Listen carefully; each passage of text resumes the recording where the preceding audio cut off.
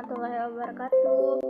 Kembali lagi di video kali ini saya akan menjelaskan tentang masa pemerintahan Hindia Belanda, yang mana saya akan membahas tentang kebijakan politik, kebijakan ekonomi, dan perubahan sosial dan budaya.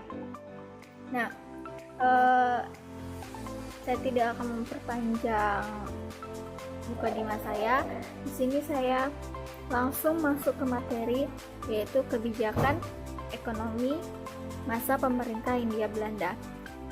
Di masa kebijakan ekonomi pemerintah Hindia Belanda itu ada 3 masa. Yang pertama masa Herman William Daendels, yang kedua ada masa Thomas Stamford Raffles, dan yang ketiga masa pemerintahan Hindia Belanda.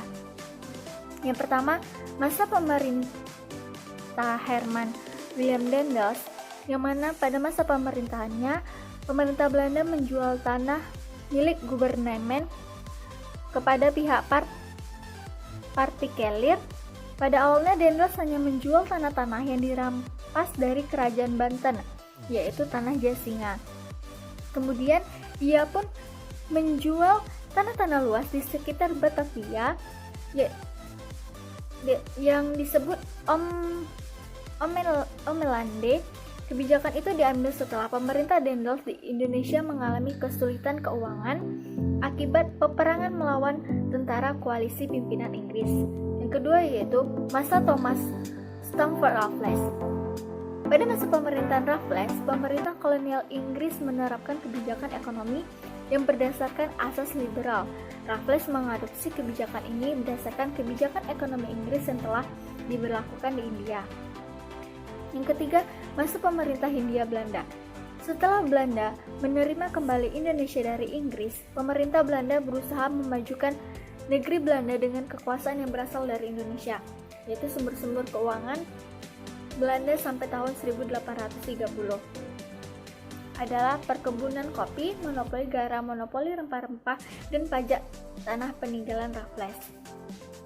Nah, selanjutnya kita langsung masuk ke materi kebijakan politik pada masa pemerintah Hindia Belanda. Di masa kebijakan politik masa pemerintahan Hindia Belanda ini ada 4 politik. Yang pertama politik Divide et Impera atau pecah belah, yang kedua politik tanam paksa, yang ketiga politik etis, dan yang keempat politik liberal. Langsung aja yang pertama yaitu politik Divide et Impera atau pecah belah. Politik Divide et Impera adalah politik memecah belah dan menaklukkan yang diterapkan penjajah Belanda.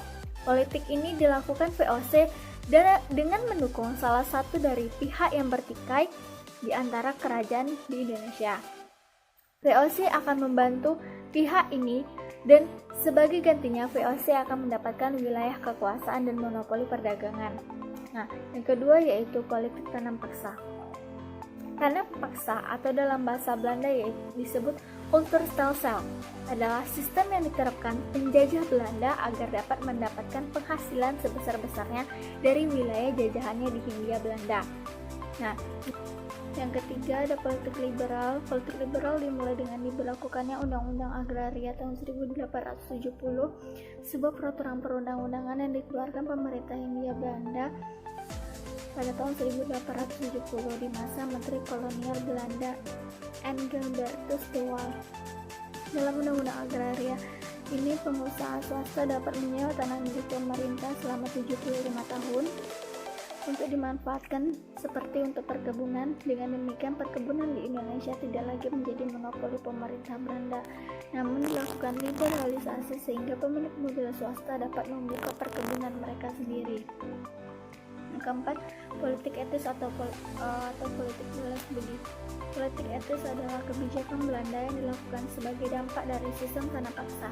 Penduduk asli Indonesia harus menderita karena harus bekerja dengan gaji kecil dan kondisi berat dalam sistem tanah paksa, sementara Belanda memperoleh keuntungan. Nah, politik etis juga didorong desakan kelompok liberal di Belanda pada akhir abad ke-19 Masehi seperti Konrad Theodore van der Venter. Pemerintah Belanda menjalankan politik etis atau politik balas budi ini dalam 3 kebijakan yang disebut dengan industrial sepanjang sanitary, yaitu irigasi, edukasi, dan imigrasi. Selanjutnya yaitu saya akan membahas tentang perubahan kebudayaan dan sosial. Yang pertama itu ada mobilitas sosial. Dengan dikeluarkannya Undang-Undang Agraris tahun 1870, Hindia Belanda memasuki era baru. Sektor swasta memainkan peranan penting dalam bidang perekonomian. Dengan dikeluarkannya undang-undang tersebut, Hindia Belanda memasuki politik pintu terbuka. Selanjutnya yaitu sementara dengan dibukanya daerah jajahan sesudah tahun 1870, untuk perusahaan swasta semakin banyak modal yang ditanam sehingga timbul akumulasi modal dalam perkebunan dan pertambangan, khususnya pada masa 10 tahun terakhir abad ke-19. Pada masa perkembangan lebih lanjut, dengan berbagai kritikan dan ancaman terhadap politik kolonial Belanda yang eksploitatif dan menyengsarakan di satu sisi, serta terjadinya kemerosotan kesejahteraan rakyat, menyebabkan munculnya upaya baru yang bersifat kemanusiaan yang bertujuan mensejahterakan rakyat serta etnis yang terkenal dengan nama politik.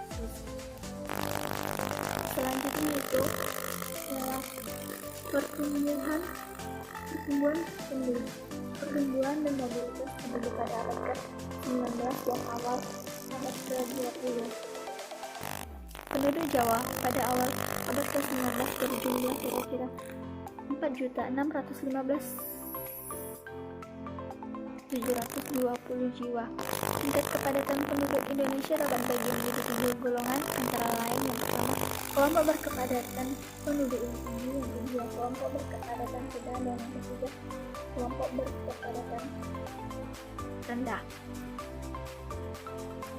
Selanjutnya itu kebijakan pemerintah kolonial dalam bidang keagamaan. Di berbagai wilayah di Indonesia, masyarakat petani sudah banyak yang masuk agama Islam. Berulang kali pemerintah Belanda terlibat konflik dengan para penguasa Islam pribumi dengan bersatu dengan para kiai serta menyebarkan bendera Islam. Para raja Islam tersebut akhirnya berani melawan Belanda. Di sepanjang sejarah penjajahan Belanda, ideologi Islam ternyata merupakan kekuatan sosial yang besar sekali. Peranannya dalam melawan kekuasaan asing, politik Islam kolonial yang dianjurkan oleh Knox sebenarnya merupakan bagian dari pandangannya mengenai perkembangan masa depan Islam di Indonesia. Menurutnya, Islam menerima pemerintah Muslim secara terpaksa.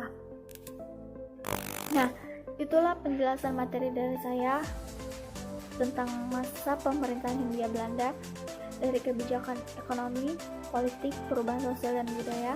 Apabila ada kekurangan, saya mohon maaf. Kembali lagi di video saya selanjutnya. Assalamualaikum warahmatullahi wabarakatuh.